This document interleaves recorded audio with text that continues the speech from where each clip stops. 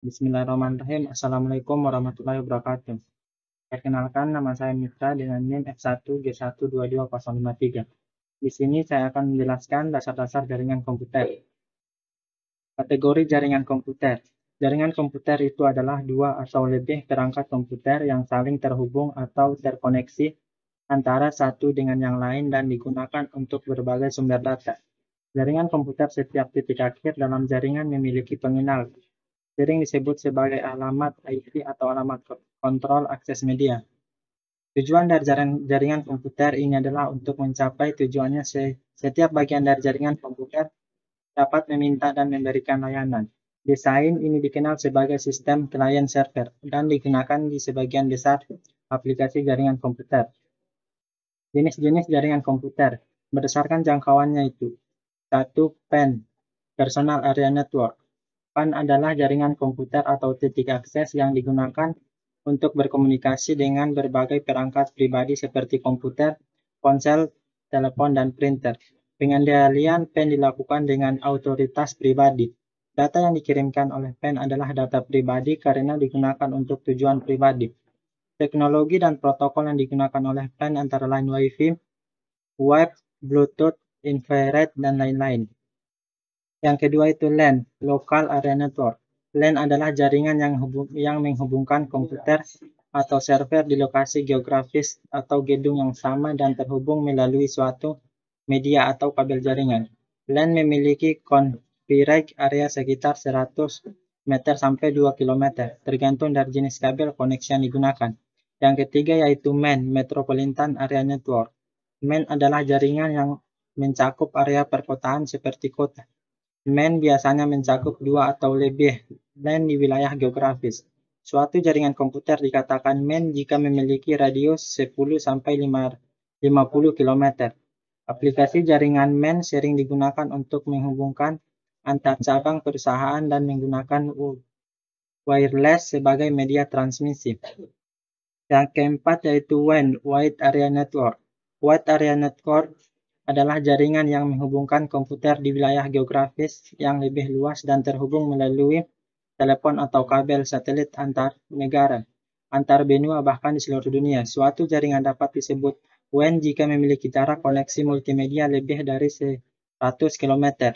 Yang kelima itu internet. Internet adalah kumpulan jaringan komputer yang saling berhubungan dan dapat membaca dan menggambarkan protokol komunikasi tertentu yang kita kenal sebagai Internet Protokol IP dan Transmisi Kontrol Protokol atau TCP. TCP atau IP adalah aturan protokol untuk pertukaran paket data yang digunakan oleh semua perangkat di dunia untuk terhubung ke internet.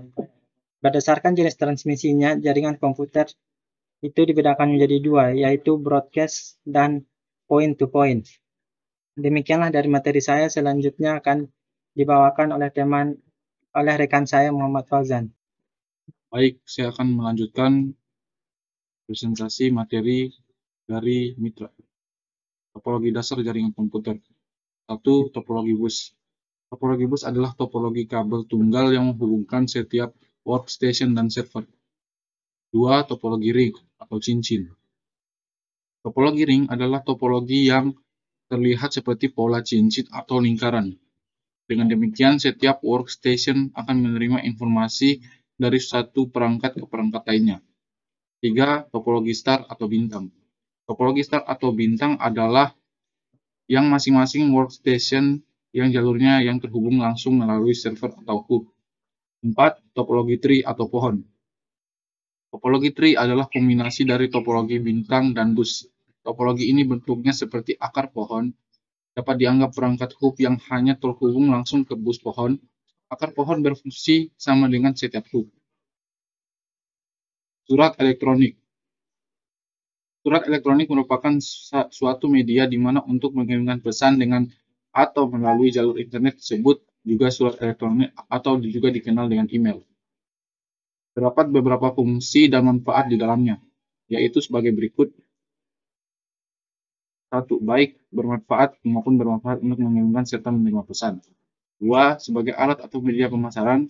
3. Mengirim dan menerima pesan dari seluruh format seperti file, dokumen, foto, video, serta audio. 4 untuk media promosi sebuah produk. Jenis-jenis surat elektronik. Surat elektronik dapat dibedakan menjadi 3 jenis. Layanan email yaitu sebagai berikut. 1. Penerusan email. Suatu saat layanan email di mana bekerja untuk menempatkan email yang diterima menuju ke alamat email lainnya. 2. Surat POP. Suatu email di mana diterima melalui Internet Service Provider yang akan menjadi langganan Anda disebut juga POP. Mail. Terdapat beberapa tahapan untuk mengecek email dengan keadaan online, yaitu pertama, pastikan telah terhubung menggunakan server POP mail Anda. Lalu unduh secara seluruh email yang sudah ada. Terakhir, Anda bisa memutuskan hubungan dengan internet untuk membaca email. 3. Email berbasis web. Sebuah email di mana ditawarkan oleh beberapa situs web penyedia layanan email, seperti Yahoo, Gmail, dan lain sebagainya. Materi selanjutnya akan dibawakan oleh rekan saya, bernama Aditya. Saya akan melanjutkan materi yang telah dibawakan Fauzan. Langsung saja, telekonferensi. Pengertian telekonferensi atau telekonferensi merupakan konferensi atau pertemuan beberapa orang yang dilakukan secara jarak jauh melalui media digital.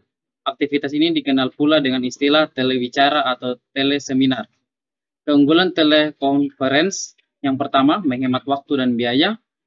Kedua, mudah dijadwalkan. Ketiga, meningkatkan produktivitas.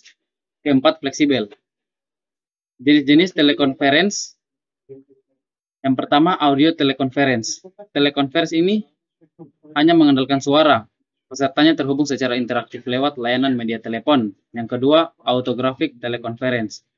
Telekonferensi ini merupakan versi lanjutan dari audio telekonferensi. Selain menggunakan telepon sebagai media utama, sesi telekonferensi juga didukung oleh beberapa informasi visual seperti gambar, diagram, dokumen, dan dikirimkan selama sesi berlangsung. Yang ketiga, komputer telekonferensi. Terhubung lewat jaringan internet, komputer telekonferensi umumnya menggunakan email atau portal khusus untuk mengumpulkan semua peserta. Seperti audio conference, bahan diskusi umumnya akan dikirimkan terlebih dahulu sebelum konferensi dimulai.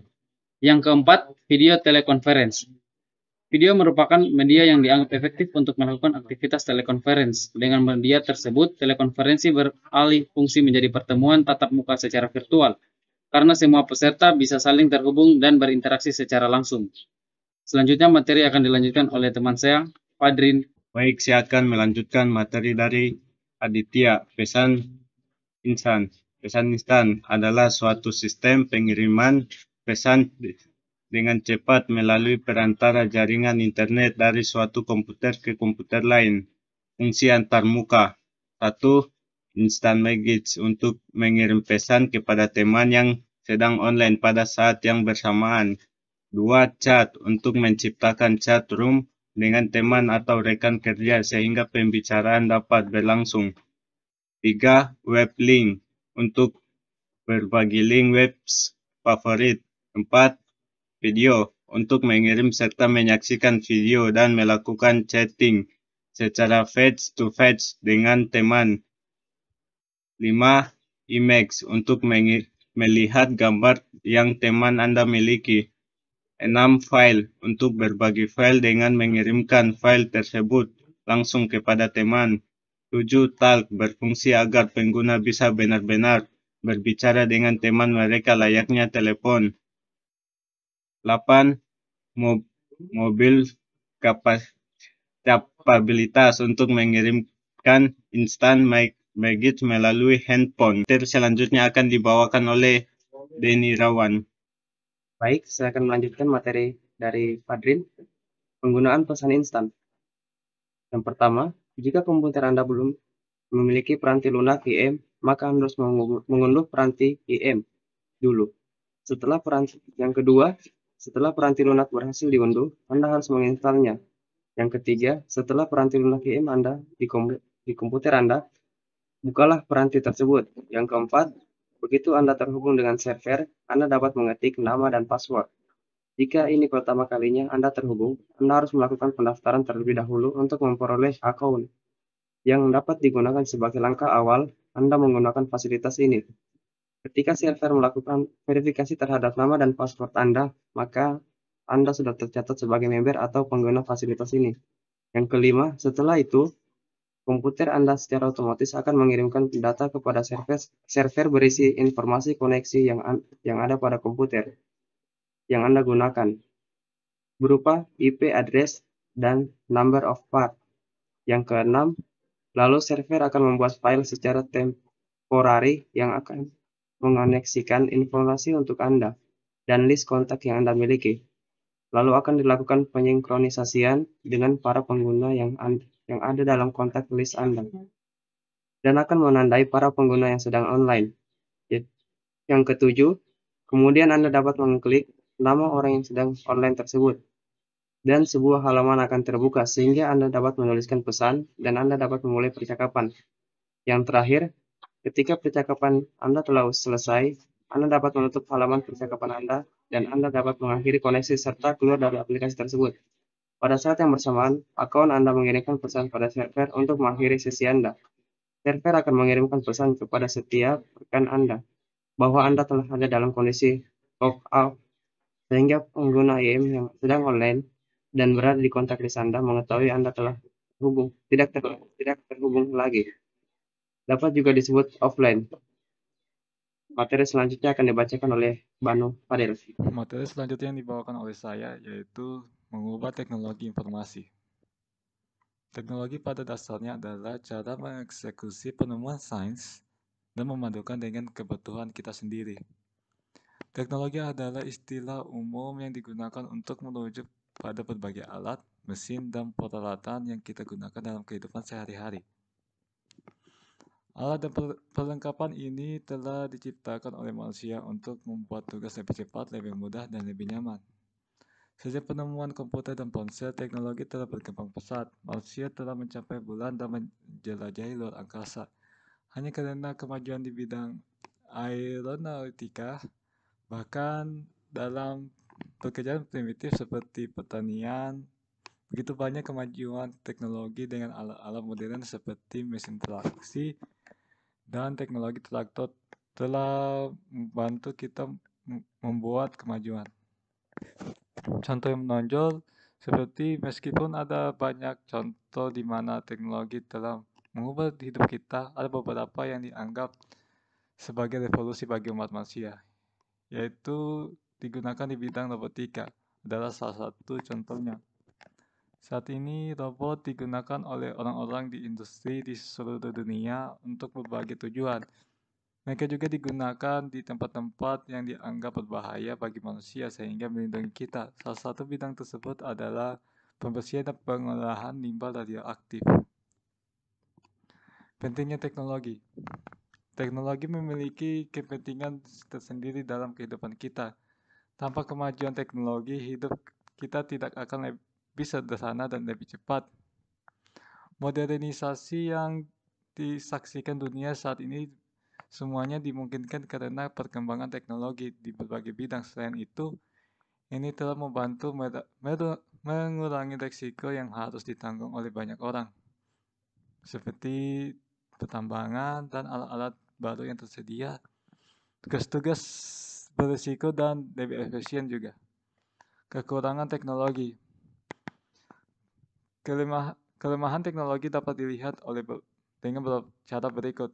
1. Penggunaan ponsel dimaksud untuk dapat tetap berhubungan di masa-masa sulit, tapi sekarang kita melihat anak-anak terlalu banyak terlibat dalam berbagai aplikasi di ponsel dan menghabiskan waktu yang berharga.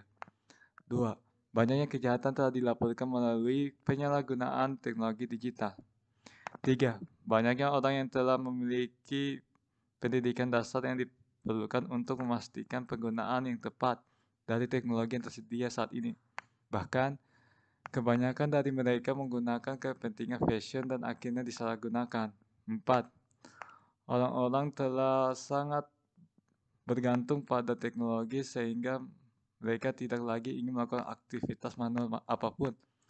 Bahkan untuk pekerjaan kecil yang bisa dilakukan secara manual, orang lebih memilih melakukan secara teknologi. Hal ini mengakibatkan manusia secara mental maupun fisik tidak aktif. Oke, itulah akhir dari materi kelompok 7.